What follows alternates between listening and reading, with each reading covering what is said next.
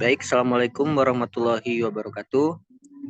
Selamat malam teman-teman sekalian. Jadi di sini kami dari kelompok 17 akan menjelaskan terkait analisis efisiensi saluran distribusi studi kasus pada PT Waskita Karya. Sebelum kami beranjak kepada penjelasan, izinkan kami untuk memperkenalkan diri dari kelompok kami. Yang pertama ada Rian Ramadan dengan NPM 201-101-1024. Kemudian ada Muhammad Rifandi Rikardiansyah dengan NPM 201-101-1042. Dan ada saya sendiri sebagai moderator yaitu Saddam Hussein dengan NPM 205-101-1003. Dan yang terakhir ada Anas Nabila Hidayat Yasningrum dengan NPM 205-101-1013. Untuk mempersingkat waktu di sini saya akan menjelaskan terkait abstrak dari analisis efisiensi saluran distribusi pada studi kasus PT Waskita ini, di mana studi kasus ini bertujuan untuk mengetahui permasalahan yang terjadi terkait efisiensi saluran distribusi pada PT Waskita Karya Tbk. Metode penelitian yang dilakukan adalah pendekatan studi pustaka dengan menggunakan data sekunder. Kemudian penelitian ini hanya memperoleh informasi dari situs website yang sudah terintegrasi. Kasus dari penelitian ini membahas terkait keterlambatan pengiriman bahan yang terjadi pada PT Waskita Karya Tbk sehingga membuat proyek transmisi listrik di samudra membutuhkan waktu yang cukup lama dalam proses pengerjaannya. Jadi hasil penelitian ini menunjukkan bahwa kurangnya efisiensi saluran distribusi pada PT Waskita ini menghambat penyelesaian terkait proyek konstruksi. Selanjutnya akan dijelaskan oleh rekan saya. Kepada rekan saya dipersilakan. Baik, selanjutnya pendahuluan. Pembangunan infrastruktur dari tahun ke tahun selalu mengalami peningkatan. Infrastruktur menjadi salah satu fasilitas yang progresif karena pembangunannya merupakan suatu bukti adanya kinerja dari pemerintah baik pusat maupun daerah. Adanya peningkatan ini menyebabkan permintaan kepada kontraktor meningkat pula. Salah satu perusahaan konstruksi terbesar di Indonesia yaitu PT Waskita Karya Tbk merupakan perusahaan BUMN yang melayani kontrak proyek terkait dengan konstruksi infrastruktur dan engineering procurement construction. Berbagai proyek konstruksi telah dilakukan oleh perusahaan tersebut. Contohnya yaitu pembangunan tol, bandara, jembatan, waduk, PLTU, dan lain-lain. Bahkan perusahaan tersebut pun melayani konstruksi dalam lingkup skala internasional seperti proyek konstruksi Kamemataf di Mekah, King Abdullah Financial District Parcel di Riyadh, dan Burj View di Uni Emirat Arab. Meskipun demikian, pengerjaan konstruksi tersebut tidak selalu berjalan dengan lancar. Terdapat kendala-kendala dalam manajemen distribusi terkait pembangunan konstruksi yang sedang berjalan. Setiap perusahaan memiliki strategi manajemen distribusinya masing-masing, tidak terkecuali pada permasalahan saluran distribusi. Saluran distribusi ini sangat penting bagi perusahaan dan klien karena berhubungan dengan penyelesaian kebutuhan klien. Perusahaan diharapkan untuk memiliki tingkat efisiensi saluran distribusi yang baik dan mumpuni. Selanjutnya, kajian pustaka.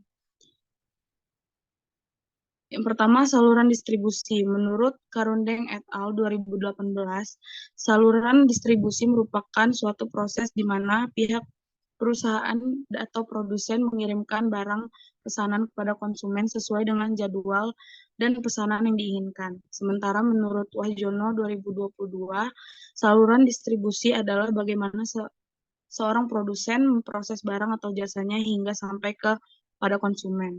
Saluran distribusi ini melibatkan proses-proses yang berhubungan dengan penjualan barang, seperti melakukan pengemasan, pengiriman, dan penyimpanan persediaan stok barang. Pihak-pihak yang terlibat dalam saluran distribusi diantaranya adalah produsen, distributor, dan konsumen. Yang kedua, efisiensi saluran distribusi.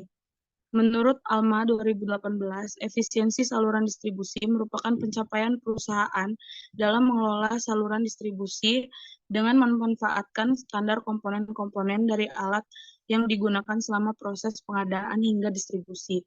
Dikutip dari Nuada 2023 menyebutkan bahwa terdapat 4 faktor distribusi yang efektif. A. Pengelolaan pesanan dari klien.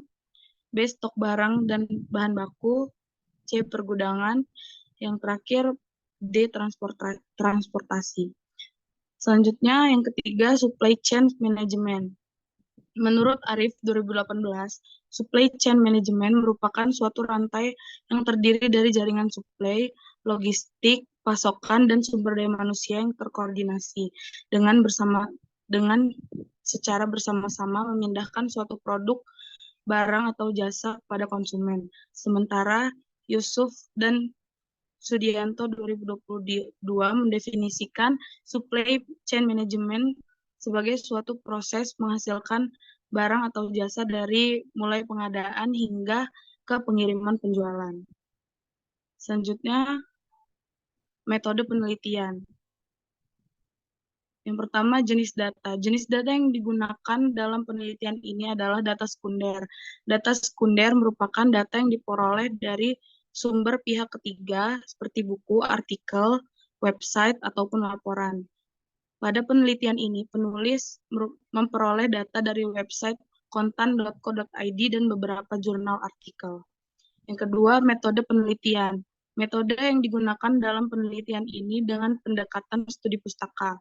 Pendekatan ini adalah pendekatan yang memanfaatkan literatur sebagai bahan penelitian. Selanjutnya akan dibacakan oleh rekan saya.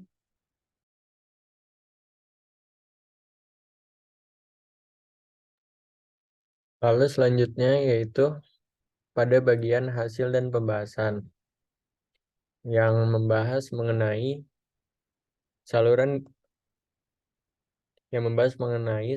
distribusi memiliki peran penting terkait dengan kinerja operasional perusahaan. Saluran distribusi yang baik akan berdampak positif terhadap penilaian kinerja operasional perusahaan atas hubungan kerja dengan klien. Penting bagi perusahaan untuk menetapkan saluran distribusi yang tepat agar proyek atau pekerjaan yang dilakukan oleh perusahaan dapat berjalan lancar dan tepat waktu. Penetapan saluran distribusi yang baik menghindarkan perusahaan dari risiko ketidakefisienan kinerja yang akan berdampak buruk pada kepercayaan konsumen, penilaian publik, reputasi, dan penurunan permintaan barang dan jasa. Menurut Syahir dan Subali tahun 2022, salah satu sistem pengelolaan saluran distribusi yang digunakan pada perusahaan konstruksi adalah sistem Supply Chain Management atau SCM. Sistem ini merupakan sistem yang cukup kompleks karena melibatkan beberapa manajemen seperti manajemen pengadaan dan persediaan yang bertanggung jawab dalam pengiriman bahan baku dari pemasok ke lokasi proyek. Sistem ini bertujuan untuk maksimalisasi keuntungan dan nilai perusahaan dengan mengandalkan efektivitas dan efisiensi pengelolaan saluran distribusi dari hulu hingga hilir, sehingga mewujudkan output yang sesuai dengan perencanaan. Dari permasalahan kasus, diketahui bahwa pada PT Waskita Karya Tbk ini mengadopsi sistem supply chain management ke dalam sistem operasinya, tetapi mengalami kendala pengadaan dan pengiriman dari pemasok. Fakta ini menyimpulkan bahwa PT Waskita Karya Tbk kurang mampu untuk memaksimalkan efisiensi saluran distribusi sehingga terjadi keterlambatan pengiriman bahan baku dari pemasok. Manajemen distribusi pada rantai ini memiliki tanggung jawab atas keterlambatan tersebut dan perlu melakukan evaluasi di masa depan. Adanya permasalahan tersebut membuat PT Waskita Karya Tbk menyusun strategi agar dapat mengatasi masalah keterlambatan pengiriman dan menghindari risiko terkena penalti dari PLN.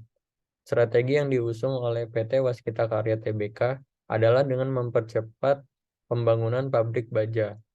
Apabila pembangunan pabrik ini selesai dikerjakan, maka bahan baku dapat tersedia lebih cepat, sehingga pembangunan proyek transmisi pun dapat selesai lebih cepat pula.